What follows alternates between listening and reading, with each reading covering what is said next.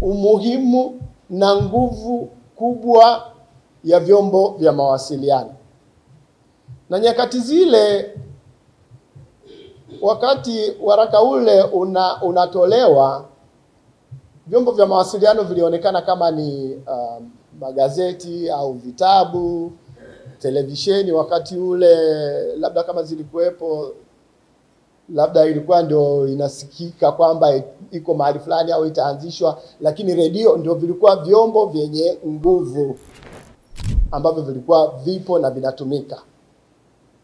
Sasa tuko katika ulimwengu huu sasa hivi, kama nilivyosema, tuko baharini, yani vyombo vya mawasiliano sasa hivi ni utitiri. Ya magazeti, televisheni, redio, vyote hivyo vimeunganishwa sasa kwenye chombo kimoja.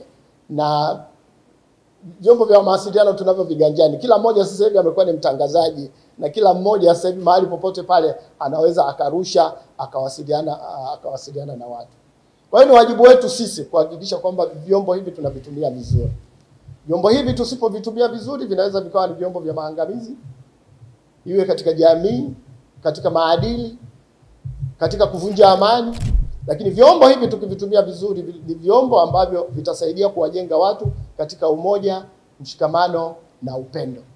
Sisi kama wanahabari wa kanisa tuvitumie vyombo hivi vizuri ili tulete umoja, mshikamano, upendo katika jamii.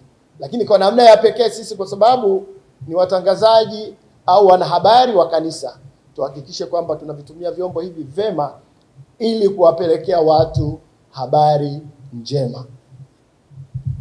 Kama nilivyosema, ulimwengu wa sasa una utitiri wa vyombo vya mawasiliano, na watu wengi ambao wana nia ovu ndani ya kanisa au nje ya kanisa wanavitumia vyombo hivi kuhakikisha kwamba wanawaondoa kondoo au wanawafundisha watu mafundisho yaliyopotofu. Ni wajibu wetu sisi kuhakikisha kwamba tunavitumia vyombo vyetu kuhakikisha watu wanapata mafundisho yaliyo halisi ya kanisa. Ni wajibu wetu sisi kuhakikisha kwamba watu katika vyombo vyetu vya mawasiliano wanapata mafundisho halisi ya kanisa. Tutawachanganya watu sana katika redio zetu za kanisa. Kwa mfano, tukianza kuwaingiza watu wengine wa madhehebu mengine ambao hawana, tuseme, teolojia ile tunayofundisha, wakaanza kufundisha mambo yao, tutakuwa tunawachanganya watu. Tuhakikishe kwamba redio zetu za kanisa zinafundisha kile ambacho kanisa linafundisha, ili tuwasaidie watu kuelewa vema ni nini imani Katoliki na ni nini ni nje ya imani Katoliki.